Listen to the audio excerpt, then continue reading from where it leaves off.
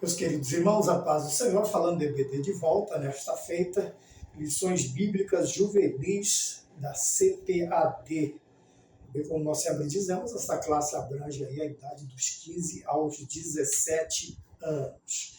Hoje, a lição de número 7, ela vai ser ministrada no dia 17 de novembro de 2024, ela traz o tema evolucionismo e criacionismo, quer dizer, duas ideias que são difundidas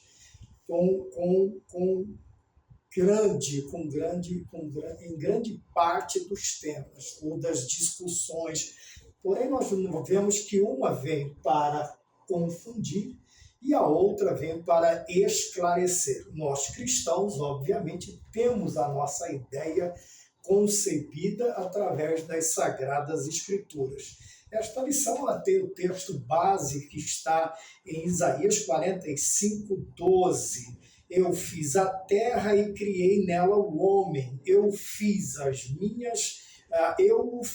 as minhas mãos estenderam os céus e todos os seus exércitos, e a todos os seus exércitos dei as minhas ordens. Profeta Isaías, capítulo 45, e o versículo de número 12. Já podemos notar somente deste versículo algumas características fundamentais para a fé, para a crença do cristão. Primeiro, nós vemos que ele diz, eu fiz. Obviamente que nós entramos na questão do criacionismo. E criei nela o homem.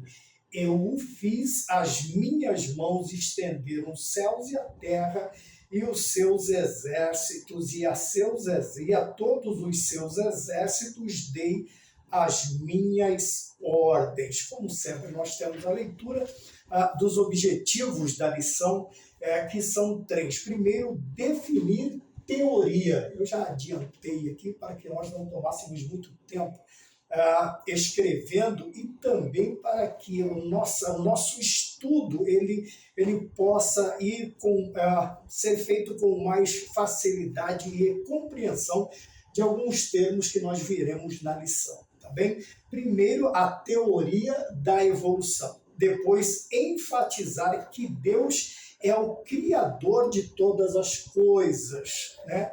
E o terceiro, reafirmar que o homem foi criado por Deus, não sendo possível ter evoluído de outras espécies, segundo nos traz a ideia do darwinismo ou do criacionismo, como nós conhecemos este ensino.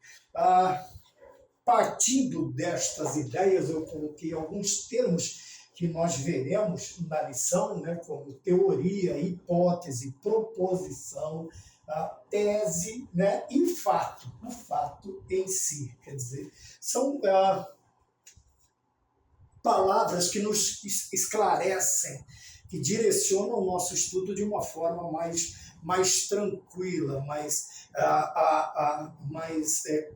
compreensível, nós conseguimos entender com uma maior facilidade. Primeiro, o que é a teoria da evolução? Quando nós vemos esta palavra teoria, nós entendemos que ela primeiro, algo especulativo, quer dizer, trabalha com especulações, com hipóteses, né? Ela é especulativa, ela é metódica, organizada, de caráter hipotético, fala de hipótese, nós teremos a parte aqui embaixo.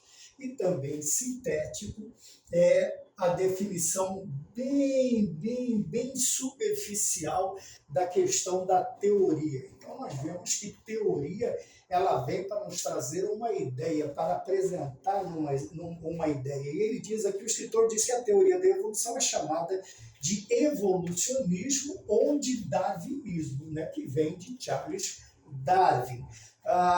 É uma teoria que ensina, que traz a ideia, a hipótese que todas as coisas que conhecemos hoje se derivam de matérias pré-existentes, tá bem? Vamos guardar isso aqui. pré-existentes que passaram a existir por acaso, né? Acaso é algo que não há um planejamento, que não se espera, né? Quando fala de acaso, é algo que acontece, acaso é algo que acontece sem um planejamento, sem que se espere, sem que se entenda, sem que é uma coisa que acontece por, vamos dizer assim, por acontecer, tá bom? A existir por se formando e se transformando pouco a pouco. Então, por isso a evolução se forma e transforma até nós chegarmos ao que nós temos hoje diante de nós, diante dos nossos dias. Então, nós vemos aqui que o darwinismo ele precisa também o quê? De matéria pré-existente, tá bom? De matéria pré-existente. Por que, irmão Maurício, que nós estamos falando sobre isso? Porque quando nós formos falar sobre existente, pré-existente, quer dizer que toda a criação do ser humano ele precisa de um início, de um princípio, de algo que já exista, para que ele possa criar em contrapartida, em oposição ao criacionismo, que nós veremos através do verbo hebraico barat, né, ou bará, que nos dará a ideia totalmente diferente do evolucionismo, tá bem? Aqui o homem precisa, ou a criação, como se diz também, também conhecido o Big Bang, né? A grande explosão, então precisou de algo que já existia para que as demais coisas acontecessem ou fossem formadas. Quando nós olhamos no criacionismo, nós partimos desta ideia do verbo bará, que é criar do nada. Quando Deus criou, Deus ao criar, ele não precisa de nada. Quando nós olhamos para o primeiro versículo da Bíblia, você não tem uma explicação, você não tem uma desculpa, você não tem um acaso. Começa a Bíblia dizendo que Deus, no princípio, criou Deus, bará, do nada, os céus e a terra. Bereshit bará, Elohim ve'eretz hashamayim. Quer dizer, no princípio criou do nada, o Senhor Deus criou do nada, a não ser o poder da sua palavra, no mandar existir, e houve e aconteceu. Deus não precisou de nenhuma matéria, não precisou, como nós veremos aqui, que os seres vivos surgiram de um ser unicelular. Quer dizer, Deus não precisou de uma célula, de um átomo, de um nada, para que ele criasse, para que ele trouxesse à existência as coisas que nós vemos hoje em dia, tá bem? Quando nós pensamos nisso, a ideia, a tese, a teoria, né, e onde o hipotético nós veremos a questão da hipótese, né, são outras que nos darão um entendimento maior desta primeira parte, surgiram de um ser unicelular formado por meio de uma combinação aleatória. Nós vemos outra palavra aqui, porque usa-se aleatório. Por que se usa tantas palavras assim? Aleatório, acaso, por acaso, não há uma explicação, porque eles simplesmente não conseguem dar base para as suas ideias, E nós vemos no ponto 1.1 escrito assim: como surgiu esta teoria? Como surgiu esta ação especulativa de caráter hipotético e sintético? Então, nós vamos mais adiante. A teoria da evolução teve início a partir das observações de um naturalista britânico chamado Charles Darwin, data de nascimento de 1809 e o seu falecimento em 1882. Cujos seus conceitos foram apenas o ponto de partida para tal hipótese. Vemos outra palavra, seus conceitos, esta conceituação, ela vem do quê? De hipótese. Serviu, ele diz aqui, serviu como ponto de partida para tal hipótese. Hipótese tem a ver com suposição, com supor, com uma conjectura. que é a dedução, né? Chegar a uma conclusão de que algo é provável com base em presunções evidenciais incompletas ou pressentimentos. Veja que é algo que fica no campo do pensamento, sem nenhum tipo de comprovação, sem nenhum tipo de algo novo que possa ser usado como fato, como nós veremos mais adiante, para que esta teoria, esta hipótese, ela possa ser definida como uma ciência, como fato, aquilo que eles fazem. Quer dizer, o evolucionismo ou darwinismo, como nós conhecemos, para que ele se transforme num fato, seja algo verídico ou comprovado, cuja verdade desta ideia, desta teoria, ela pode ser atestada ou comprovada. Ainda carece, nós vemos que não é um ensinamento muito novo, nós temos ensinamentos mais antigos do que este, que foram encontrados fatos que comprovaram a ideia. Eu vou usar aqui a questão também de Galileu Galilei, quer dizer, lá no século, como nós vamos ver aqui, deixa eu ver onde eu coloquei esta ideia, né, vai estar um pouco mais para frente, no ponto 3.2, nós vamos ver Galileu no século XIV, Galileu Galilei, ele chega a uma conclusão, ele chega a uma teoria, a uma hipótese de que a Terra é redonda, porém não era esta a ideia vigente. Tanto é que ele é obrigado a se desculpar, a pedir perdão por suas ideias, e ele é perseguido por muito tempo, principalmente pela Igreja Católica. Tempos depois, a própria ciência vai comprovar, vai ter esta teoria, esta hipótese como fato.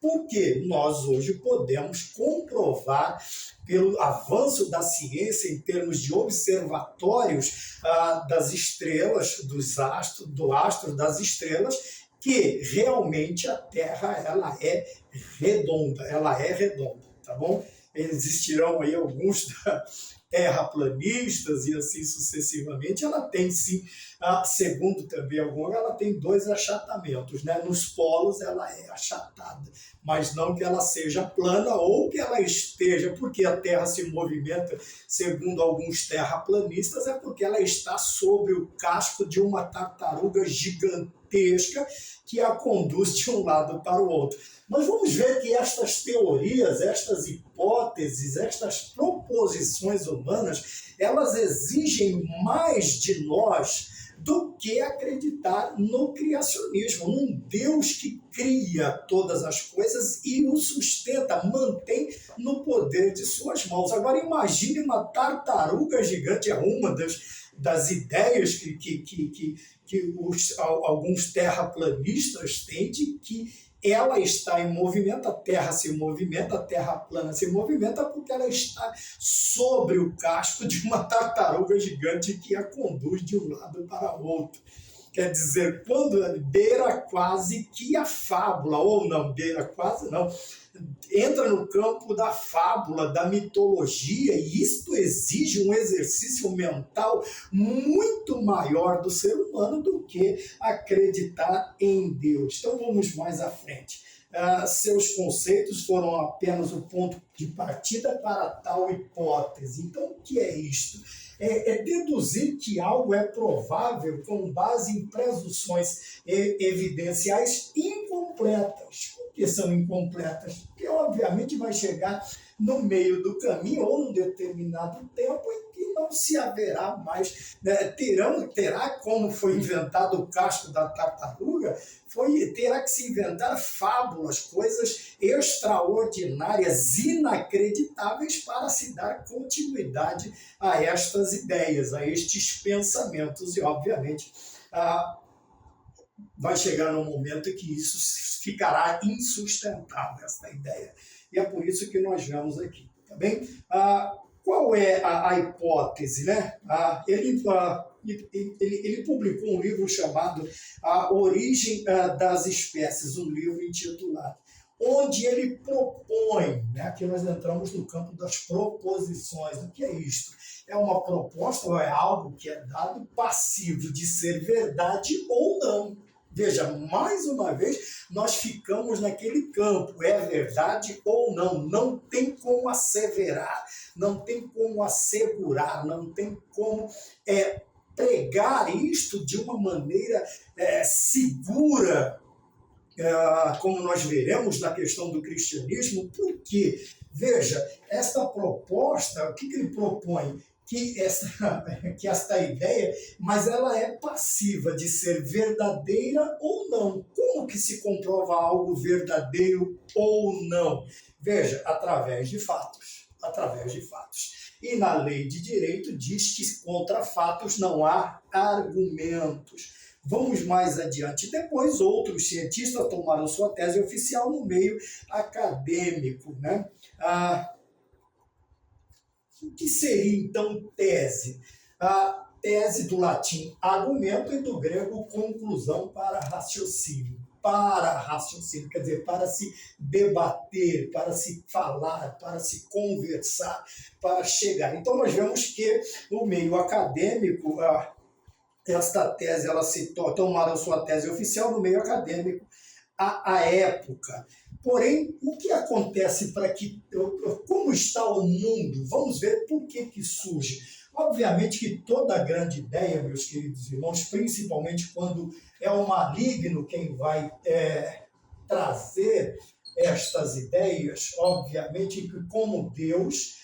nós vemos na palavra do Senhor que há tempo para todas as coisas debaixo do sol. Assim também o inimigo das nossas almas, ele vai procurar um tempo propício, algo propício para quê? Para que aguce ainda mais a curiosidade, a incredulidade, como nós veremos aqui. Darwin encontrou um ambiente social propício para difundir suas teorias, né? Nós já falamos sobre as suas especulações, sobre as suas hipóteses, sobre aquilo que esta ideia de evolucionismo que ele estava trazendo.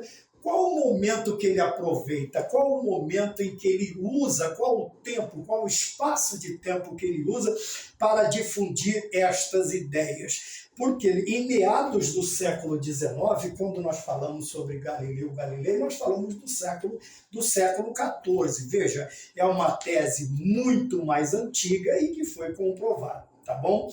Galileu Galileu, ele nasce em 15 de fevereiro de 1564 e falece em 8 de janeiro de 1642, quer dizer, dentro do século XIV. Então, nós vemos que a maioria dos ateus neste tempo, no século XIX, ali, em meados do século XIX, o escritor nos diz que eles começavam a divulgar abertamente suas crenças. Por que abertamente? Porque agora era um tempo propício, Por que um tempo propício?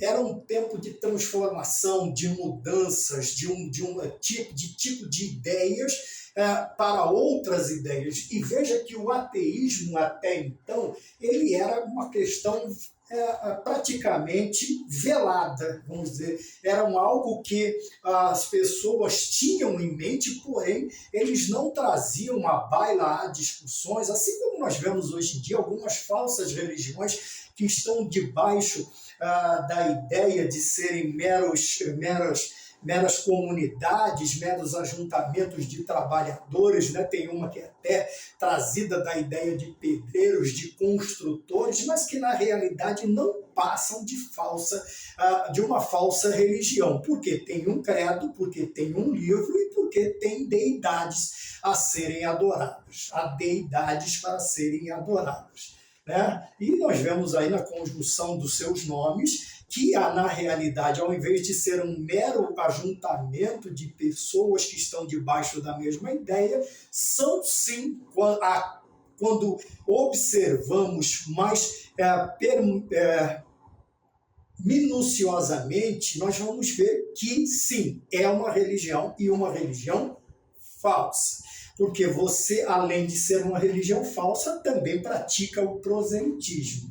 o cristão, ao entrar nessa fraternidade, ele tem que deixar o seu Deus de fora, o Deus verdadeiro de fora, para abraçar uma ideia politeísta, vamos dizer assim. Porém, nós vemos aqui que, né, nos meados do século XIX, a maioria dos ateus começavam a divulgar abertamente suas crenças. Por quê? Até aquele momento histórico, a existência do mundo, da humanidade e de toda a natureza era atribuída a quem? Era atribuída a Deus, era atribuído ao criacionismo. Nós vamos ver que agora começam algumas revoluções, vamos dizer, revoluções do campo das ideias, das artes cênicas, das escritas e assim sucessivamente. E com esta evolução, infelizmente, o criacionismo ou a crença em Deus como Criador e Senhor e Salvador da humanidade, ela vai perdendo a sua razão de ser, ela vai perdendo porque o ateísmo vai crescendo e tomando conta de tudo. Tá bem? Então nós tivemos a ideia aí do evolucionismo, darwinismo, quer dizer, nós vimos a palavra acaso, aleatório, que tudo precisa de algo pré-existente para que o homem possa criar, para que o homem possa ter novas formas, novas vidas e assim sucessivamente. Então temos uma base ainda que bastante parca, ainda que bastante rasa, ainda que bastante superficial do que é uma teoria, do que é uma hipótese, do que é uma proposição, do que é uma tese e o que é fato. Tá bem? Enquanto aqui tudo fica na área da comprovação ou não, da veracidade ou não, o fato ele é algo cuja verdade pode ser atestada. Veja que já está no campo aqui de veracidade, porque foi testado e foi comprovada aquela ideia, aquele conceito, aquele pensamento, aquilo que lhe é trazido. Então, quando nós olhamos para o início da nossa aula, nos objetivos definir a teoria da evolução, nós vemos que, apesar de toda a sua apresentação, ela não pode ser chamada de fato. Por isso, até hoje, ela carece de comprovação, e nós veremos no decorrer da lição que alguns grandes pensadores, dentre eles Voltaire, Einstein, são homens, são grandes cientistas que se curvarão à verdade bíblica, pelo menos, se não chamá-lo de Deus, vai chamá-lo de pelo menos uma mente superior, um poder superior, um maestro do tempo e assim sucessivamente. Nós vemos que, conforme o tempo vai se passando, estas teorias elas vão caindo em descrédito e este fato de que existe um Deus criador de todas as coisas, como nós dissemos, e também criou do nada todas as coisas, ele não precisou de que existisse algo, ele simplesmente falou e veio à existência e passou a existir, e o homem, ele criou com as suas mãos, o homem é feitura das suas mãos, ela vai ganhando nomes de peso nestes fatos. Aí eu já não chamo mais o ensinamento bíblico, o padrão bíblico, eu não chamo de teoria, de hipótese, de proposição, de tese, mas eu chamo de fato, porque realmente nós conseguimos provar por A mais B que a Bíblia está certa. Por isso nós já vamos para o ponto de número 2. Deus é o Criador de todas as coisas. Sobre a criação, quer dizer, sobre o criacionismo, tá bem? Nós vemos que Deus criou todas as coisas de forma muito especial e cada criatura ele criou conforme a sua espécie. Quando nós falamos de espécie, nós não estamos falando só de homem, mas de todas as espécies, de todos os seres vivos. E cada ser vivo tem a sua espécie, né? Tem a sua natureza.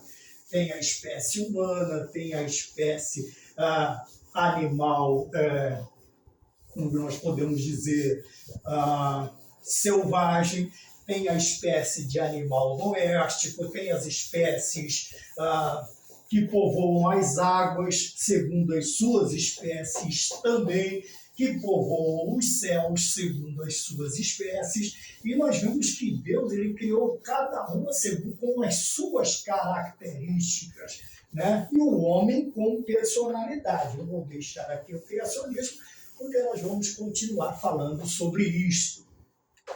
Então nós vemos que o Senhor, no ponto de número 2, diz que ele criou todas as coisas. E mesmo a espécie humana, quer dizer, o ser humano, não existe dois humanos com as mesmas características. Por quê? A partir do momento em que você vai analisar, apesar da composição, né, da aparência, todos os seres humanos têm uma cabeça, dois membros superiores, dois membros inferiores, tem o tronco, ele tem as suas semelhanças, os seres humanos são semelhantes, porém eles são únicos quando nós vamos... são únicos. Por que eles são únicos? A partir do momento em que eu vejo a impressão digital, podem ser gêmeos. Mas na impressão digital não existe duas pessoas com a mesma impressão digital. Quando nós vemos, cada um tem a sua característica, tem a sua sinal. Nós vemos o DNA, apesar de sermos todos da mesma espécie, esta cadeia ela traz diferenças até mesmo entre os irmãos, quer dizer, a prole da mesma família. Quando nós vamos analisar o ser humano, ele é singular, cada ser humano tem a sua característica, ele diz aqui, conforme a sua espécie.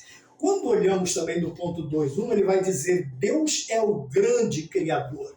Quando nós falamos de criação, nós estamos falando de algo especial. Quando falamos de criação, nós saímos da ideia, que nós veremos mais adiante, da ideia do caos. Por quê? Do caos. Quando olhamos para o caos, nós vamos usar aqueles termos que nós usamos no princípio, né? O caos acontece por quê? Porque os acontecimentos são aleatórios, e quando precisa de algo pré-existente, se isto que acontece tem um tipo de defeito,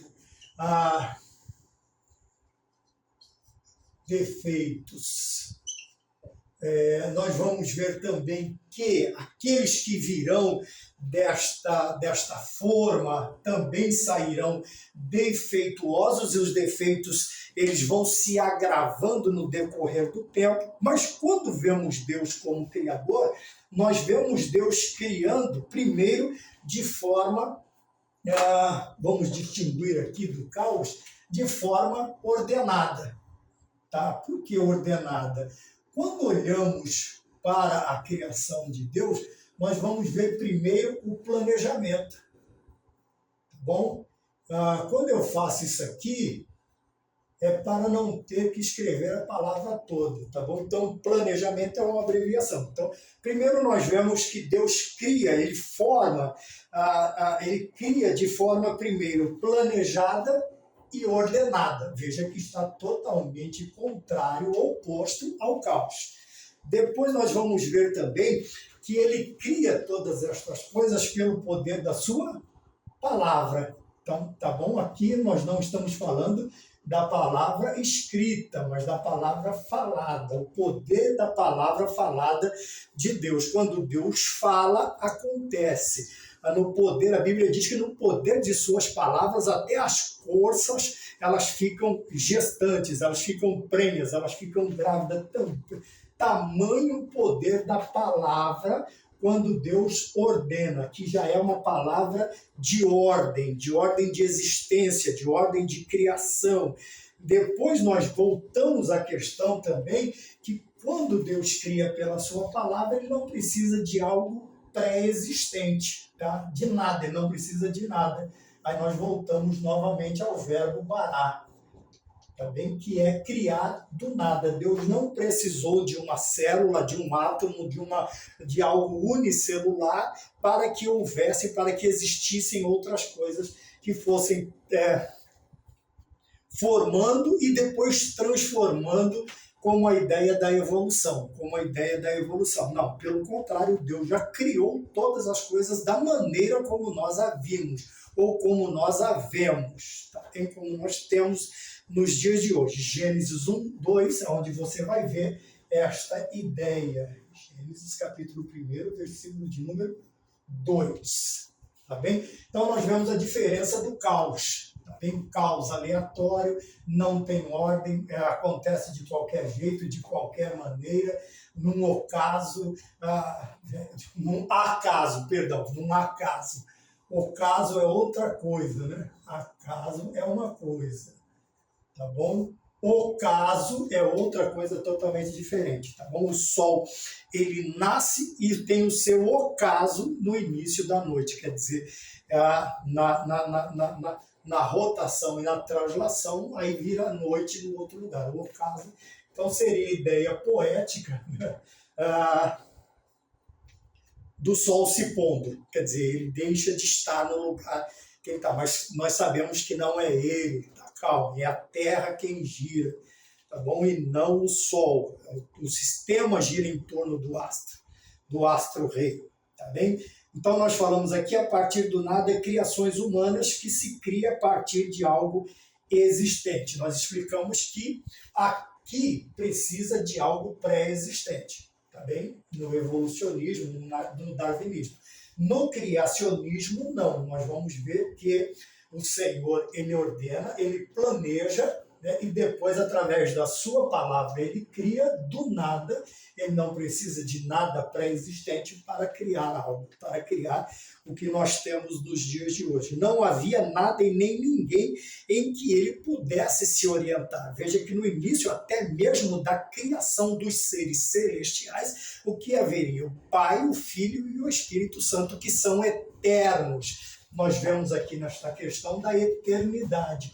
A eternidade não tem princípio, a eternidade não tem princípio e não tem fim. Nós temos algo parecido que é a imortalidade, que tem princípio e não tem fim. Tá bom? Então aqui estão todos os seres celestiais criados, quer os que estão ainda no céu, quer os que foram expulsos, tá bom? Apesar deles terem sido criados, eles tiveram um princípio, mas não terão fim.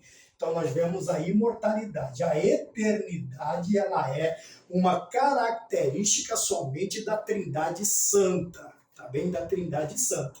E tem os mortais, que somos nós, né? Na parte material, no corpo, nós somos mortais. Na parte imaterial, que é o psique ou a alma, nós temos nela a imortalidade, apesar de a alma ter sido criada também no momento.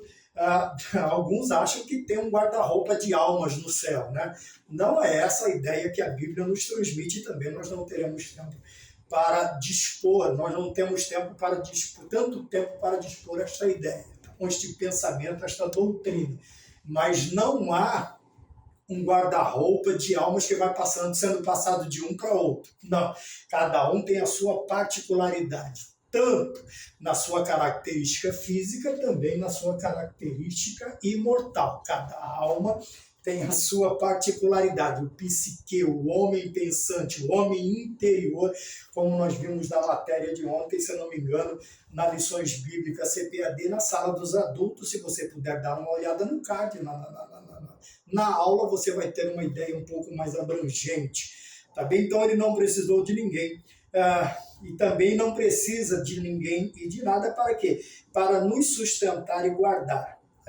O Senhor, ele nos compreende de dentro para fora, pois conhece a nossa essência, né? Ele vai conhecer a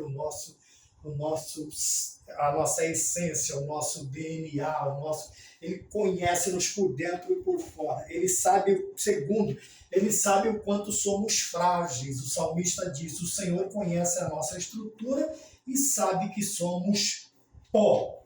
Ele conhece a nossa fragilidade, tanto é que Isaías diz que os nossos muros estão gravados na palma de suas mãos. Quanto mais adiante nós vamos, nós temos que entender, dentro desta fragilidade humana, nós somos totalmente dependentes de Deus.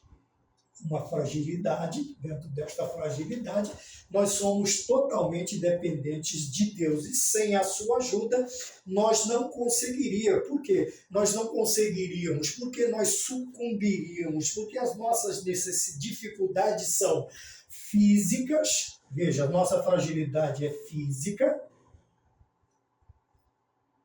A corpo, ela é também psíquica, de psique, psíquica, tá relacionada à alma, e também espiritual. Veja, nós vemos aqui de novo a tricotomia espiritual. Aqui está todo o campo da nossa fragilidade. Quer dizer que esta fragilidade em nós ela é completa, tanto física quanto psíquica. Nós vemos tanta enfermidade hoje, que é chamada de psicossomáticas, enfermidades espirituais também, em que o homem precisa estar ligado com Deus, e física nós vamos tê-la principalmente através da passagem do tempo, também do Cronos, que vai judiando do corpo, da nossa parte física. Maravilha? Vamos mais adiante.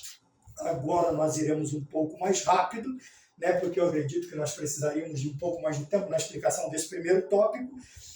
O ponto de número 2, ele vai falar, nós já estamos nele, Deus é o grande criador. Agora o ponto 2.2, ele é um artesão habilidoso, e diz aqui, o universo não é resultado de um acaso ou de uma explosão cósmica, como afirma a teoria do Big Bang, elaborada no início do século XX. Nós vemos isto através de alguém chamado George, o nome dele deve ser francês, fica mais difícil de pronunciar.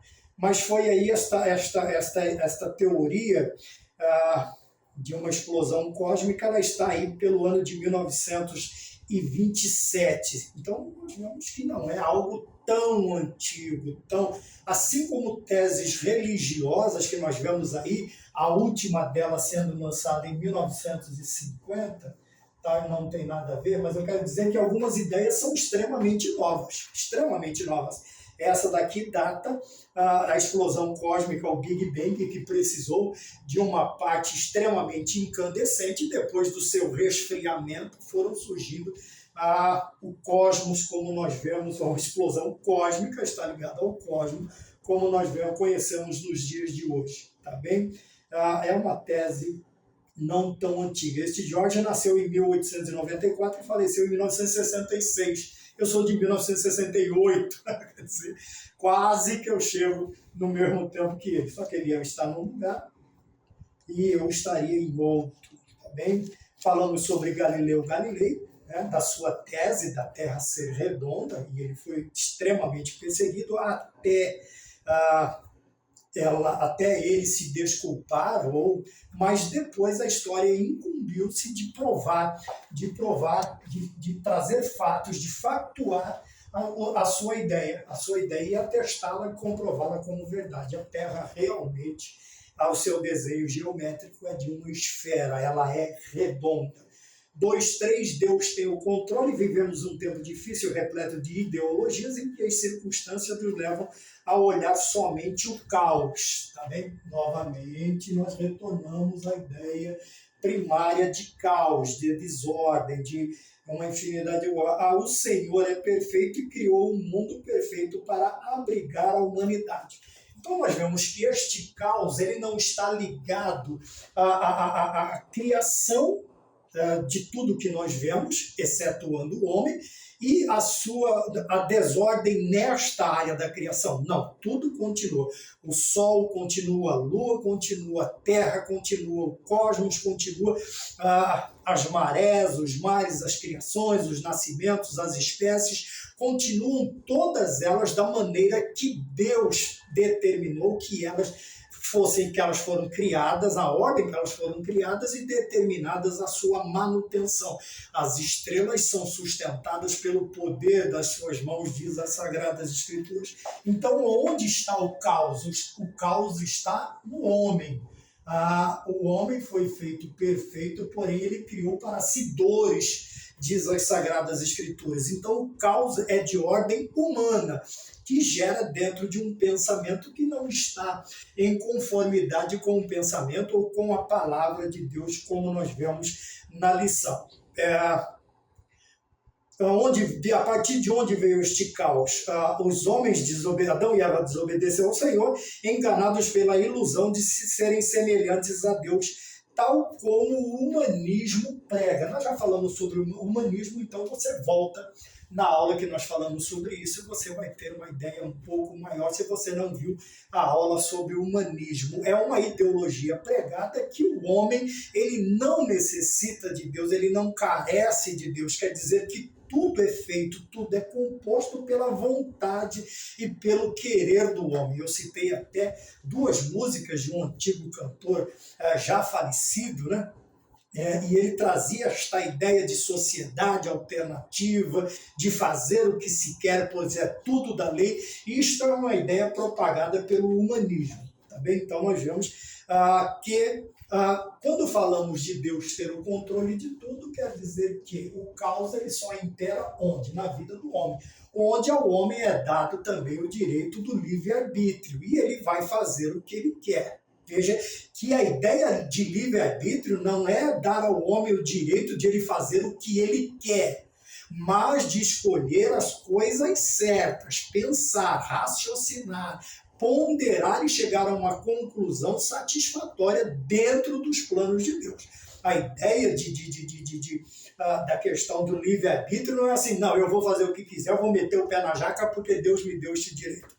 Peraí, devagar com a dor que o santo é de barro, tá bom? Vamos entender. O livre-arbítrio é porque eu posso escolher. Se você chegar a uma conclusão ruim, o problema é seu, tá bem? Então nós vimos aqui que o homem é enganado pelas ilusões das ideologias que tentam colocar em sua mente, através de pensamentos pré-formulados, para gerar o quê? O caos no pensamento do ser humano. Então nós vemos que o problema todo, o problema não está em toda a criação de Deus, mas, infelizmente, somente na coroa da criação. Por quê? Porque ela é a parte, vamos dizer, da criação que ela pode ser mais facilmente demovida de seus pensamentos. Ela é mais facilmente levada a mudar de pensamento, de crença, levada em derredor por qualquer vento de doutrina, de ensino, mas quando olhamos para a natureza, ela não subverte aquilo que Deus predeterminou para ela.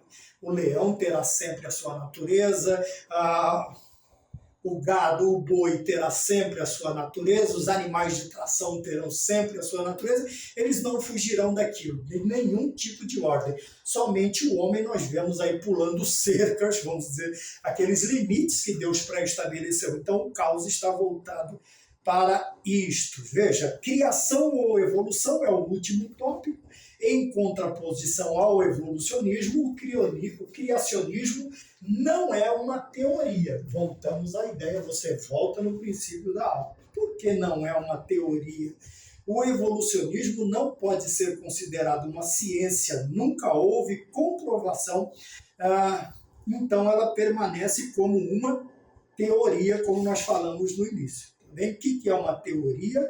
É um conhecimento especulativo, metódico e organizado que de caráter hipotético e sintético. Então, a partir de todos estes termos, nós vemos que não pode ser tido como fato. Como não é fato, então fica ainda no campo, veja, como ele diz aqui, no campo da teoria. Seus adeptos mais influentes acabaram posteriormente afirmando que deve existir o que eles chamam de ser superior, no caso Voltaire, né? Ele teve o seu nascimento em 21/11/1694, e o seu falecimento dia 30 de maio de 1789. 1978. Então, e também ele chama de ser superior. Veja que um dos maiores expoentes de ideias humanas, ele chega a reconhecer, ele não cita o nome certo, porém ele tem a ideia de que existe primeiro um ser superior. E Einstein chama a Deus de maestro do universo, este alemão que tem o seu nascimento na cidade de Ulm, na Espanha, e ele falece nos Estados Unidos, tá bem? Então vamos lá, ele nasceu dia 14 de março de 1879 e faleceu dia 18 de abril de 1955. Einstein é o famoso criador da teoria da relatividade, né? Que é daquela fórmula, m vezes c ao quadrado, onde e, eu fui procurar aqui, né? Aqui fala da velocidade da luz no vácuo, tá bom? C, que logicamente E é igual.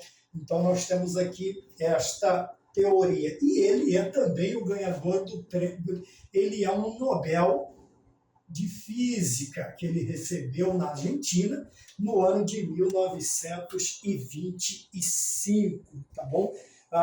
Tendo em vista também que essa propagação do som, né, que é de 300 mil metros, 300 mil quilômetros por segundo, é no vácuo, tá? No espaço, tá bem?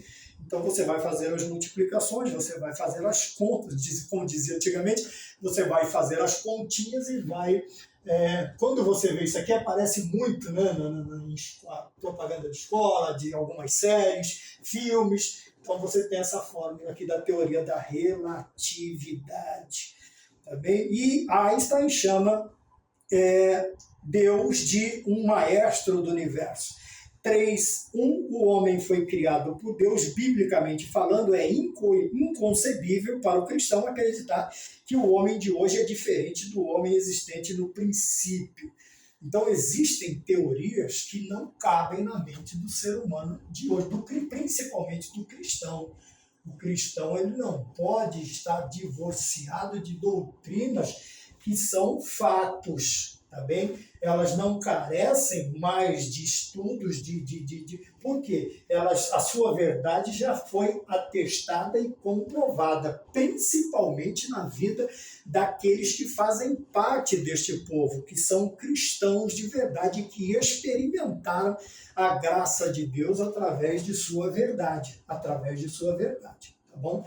Através de sua palavra. Então, como nós podemos atestar a existência de Deus, mesmo que Deus não precisa se explicar? Como eu disse no início, nós vemos aí simplesmente Gênesis 1:1, Deus criando, Deus aparecendo, criando todas as coisas, dando forma a todas as coisas sem precisar se explicar por isso. Então, nós vemos que Deus não precisa se explicar. E nós vemos que hoje em dia, infelizmente, existem cristãos que estão tateando entre dois pensamentos. E nós não podemos acreditar que no século XXI, onde nós vivemos hoje, bem, que existam cristãos que ainda são levados. Infelizmente tem, mas é inconcebível, não dá para conceber, não dá para gerar uma ideia de que ainda existam pessoas desta maneira, tá bem? Depois nós vemos aqui que as teorias, elas passam, tá bom? As teorias, elas passam, elas vão perdendo, elas vão sendo desmentidas, porém a palavra do Senhor permanece para sempre. Eu coloquei aqui, vamos mais adiante, né? Ou não, né? Vamos 3.1 e é o término da nossa lição. Então vamos ficar um tempo mais aqui. Quando falamos sobre criacionismo e evolucionismo, nós temos aí as duas ideias, tá bem? De que no evolucionismo é necessário que exista um micro-organismo, ou que existisse um micro-organismo, para que todos os outros, tudo que nós vemos hoje em dia, passassem a existir. A sua existência depende disso. Mas Paulo, ele defende de forma clara que Deus é Senhor dos céus e da terra, e que fez o mundo e tudo o que nele há. Então nós falamos do criacionismo. Nós temos então o criacionismo como fato, porque a sua verdade ela já pode ser atestada e comprovada. Se nós não podemos fazê-la majoritariamente através da ciência, nós podemos fazê-la, encontrá-la, entendê-la através da criação. Quando nós olhamos para a criação, para a manutenção e até muitas vezes vamos chamar de conserto, quando Deus precisa fazer alguns ajustes na vida do ser humano, onde a ciência não consegue chegar, onde a ciência diz não posso, Deus fala é a minha vez agora, não vou dizer que é a minha oportunidade, mas é a minha vez então de agir. Quando a ciência desiste, Deus entra em cena, desiste de desistir, né? Aí é a hora de Deus entrar em cena. Por quê? Porque é aqui que nós vamos comprovar a existência em cena, com C, a existência de Deus. A existência de Deus. Assim como o refrigerador precisa da autorizada para consertar, o automóvel precisa da autorizada, o ser humano também encontra a sua oficina autorizada na presença de Deus. O homem, né, H dentro de um círculo, se nós quisermos simbolizar Deus através de um triângulo, o homem colocado dentro do símbolo, vamos falar sobre o céu, uma doutrina celestial, uma nuvem, para que nós tenhamos tempo. Se formos escrever tudo, nós não vamos ter tempo para isso. Então, nós olhamos aqui e chegamos a esta conclusão, tá? Sobre teoria da evolução. Primeiro, ela é uma mentira. Vai render pano para a manga? Pode ser. Por quê? Por causa das suas muitas contradições e é totalmente antibíblica. Então, primeiro nós temos aqui mentiras, quando nós explicamos desde o início, contradições, tá? É por isso que os cientistas eles precisam de muitas outras teses, teorias, sei lá, pensamentos para corroborar, e também o principal, ela é antibíblica, onde nós precisamos nos ater principalmente. Ela é contra a Bíblia, é contra os ensinamentos bíblicos, tá bem? Então, chegando a esta conclusão, fique longe das discussões tolas e sem valor, é o que Paulo diz a Timóteo, na segunda carta, no capítulo 2, o versículo de número 23. Sem valor que sempre acabam em brigas, tá bom? Quando eles entram nessas contradições, nós achamos que eles querem debater. Perdão. Eles querem debater. Mas, na realidade, eles querem discutir, que é totalmente diferente. Discutir. A discussão muito acalorada, deve ser assim. A discussão muito acalorada, o que ela gera? Briga. E, às vezes, até brigas físicas, que chegam a vias de fatos. E nós precisamos nos manter longe disso, e nos mantendo longe disso, obviamente, nós glorificaremos a Deus. Amém? Que Deus nos abençoe, que conseguimos, espero ter conseguido, trazer uma explicação ainda que bem superficial acerca de evolucionismo e trazer a nossa crença basilar, né, vamos dizer assim, vital do criacionismo, como fato, e não mais como as outras definições que nós tivemos, algo cuja verdade pode ser atestada. O que a Bíblia diz, você pode testá-la, como diz o salmista, provar e ver de que o Senhor é bom. Nós podemos testar, provar todas as asseverações bíblicas e nós vamos comprová-la, nós vamos atestar a sua veracidade. Então, fiquemos com a Bíblia e as suas sagradas doutrinas. Amém? Que Deus nos abençoe e, se o Senhor nos permitir, de volta com a lição de número 8. Fiquem todos com a paz do Senhor.